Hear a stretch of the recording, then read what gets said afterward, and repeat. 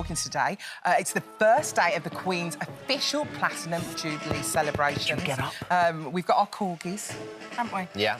And we've got a very busy day for our royal editor, Camilla Tominey. Absolutely. She is live on the Mall. She's alongside ITV News royal editor Chris Shipp. Good morning, guys. Good to have you with us. How's it going?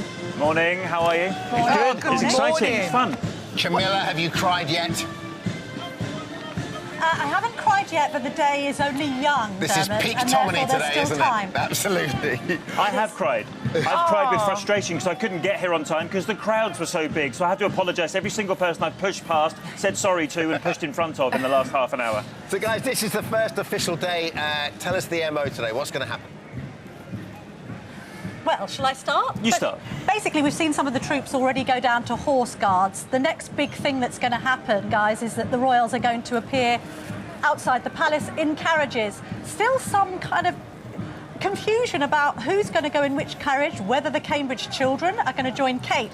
Of course, Prince Charles, Prince William and Princess Anne are all on horseback. We're also going to see the Queen twice because she's going to appear on the balcony for the salute with the Duke of Kent, her cousin, but she's also going to appear on the balcony at the end when we have this glorious fly past overhead. So there's going to be two sightings of the Queen today. Double helpings of the Queen. What more could you ask for? Oh, we want more. We want more. What about the balcony? Who's going to be on the balcony today?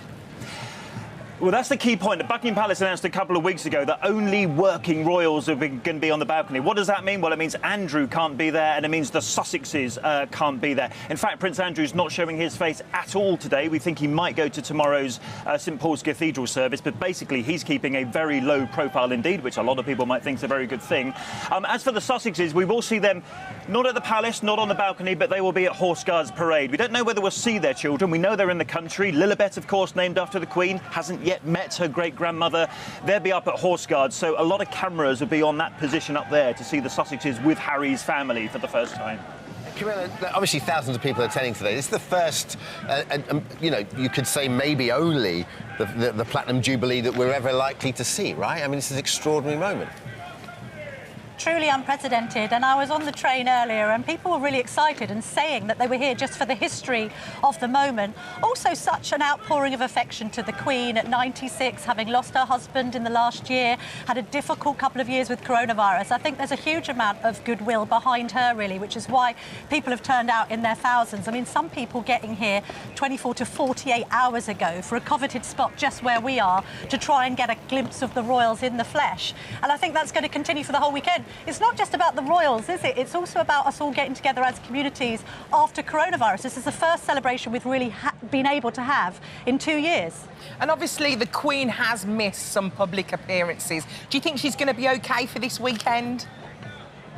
Well, I'll tell you what's unusual. They've already announced that she will be leading the beacon lighting tonight. So the principal beacon is a big old tree over there. It's called the Tree of Trees. It's got 350 trees in it. That's the principal beacon that the Duke of Cambridge, Prince William, will be at. But over at Windsor Castle, the Queen is going to lead the beacon lighting. The significance of that is that the palace were confident enough yesterday to tell us that she was going to do that.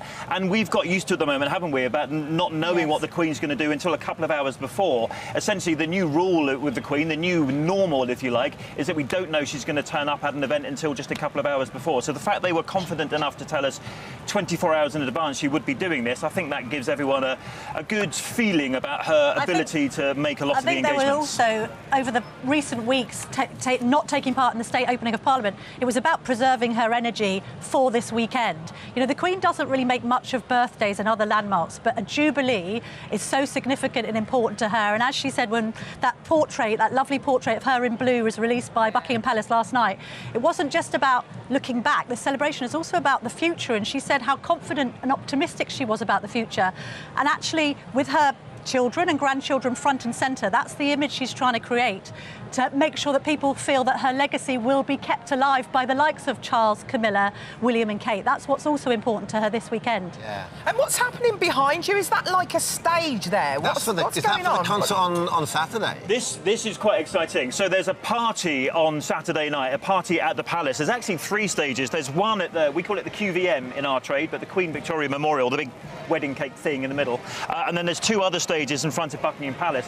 That is the big party on Saturday night. Do you know, I was down here last night after news at 10, after all the lights had gone out, and they had lit up the palace. They were doing rehearsals. In fact, one of the strangest things that I saw was a massive projection of Sir David Attenborough on the side of the facade of Buckingham Palace there. It was quite an image. So I think tomorrow night, with all the lights and the stage and the music, it's going to be phenomenal down here. They've got George Ezra performing, Duran Duran, Brian May and Adam Lambert recreating Queen. So I wouldn't be surprised if we don't have another moment a bit like the Diamond Jubilee on the top. and the Golden Jubilee, where we see a performance from Buckingham Palace's roof. And Camilla, like, you've obviously witnessed these events so many times before. How is this different in the sense of expectation? I mean, we can just see in the shot the kind of, the Mall coming to life and Buckingham Palace. The start of the day. It looks like there's a real sense of expectation down there. Absolutely. I think it also makes a difference that there is this special 4-day bank holiday weekend for this, so people can really revel. Also, I think there's a dialogue behind the story of the family. You know, it has been a tumultuous couple of years.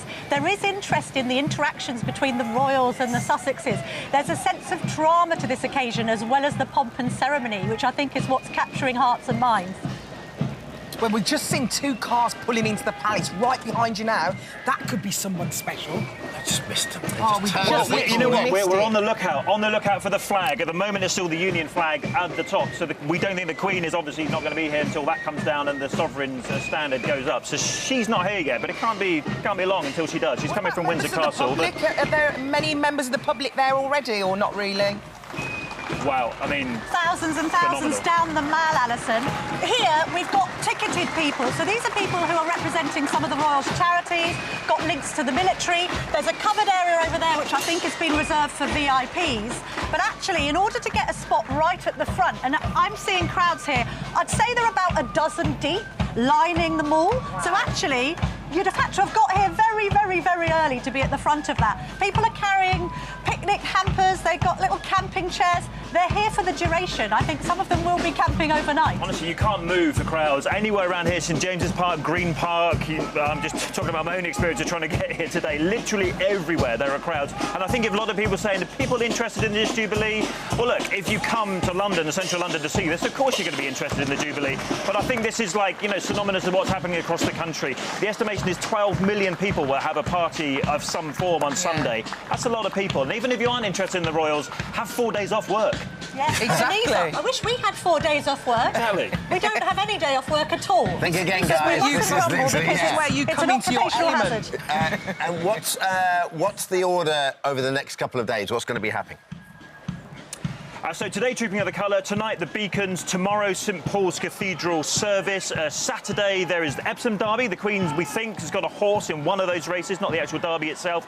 Saturday night at the party we told you about. Sunday, a massive pageant, 3 kilometres long, 2 miles long, that goes around the route, and the big lunch where people will be having lots of street parties. So, and what part will the Queen play in those, do you know, like this weekend going forward? Well, I think definitely the service of Thanksgiving tomorrow, because arrangements has already been made for her to arrive comfortably and be seated in the pews. Just to interrupt you, Prince Charles and Camilla arriving live as we speak, just behind us. Oh, wow. Nice there they are. Chris. Nice spot, Chris. Tick it off the bingo card. Love that. We waved. Service of Thanksgiving, definitely.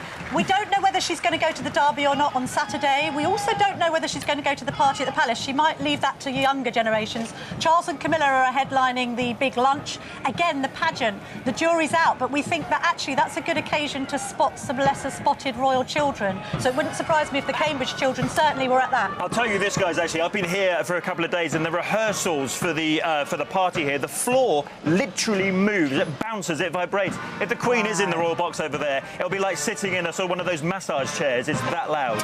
Really? Well, she'll avoid it. She'll probably avoid that. If she's not watching now, she'll be like, I'm going to give that a wide berth. If she's watching now, she'll begin saying, let's get that Chris and Camilla in. Yeah. Get them in the palace. What are those two doing, Michael? They look fantastic. Thank you so much, you, guys. You've really brought that to life. Yeah. Thank you so much. Thank you. Have a lovely weekend. Thank you, Camilla. Thank you. Fantastic. Look great. Yeah, it's lovely.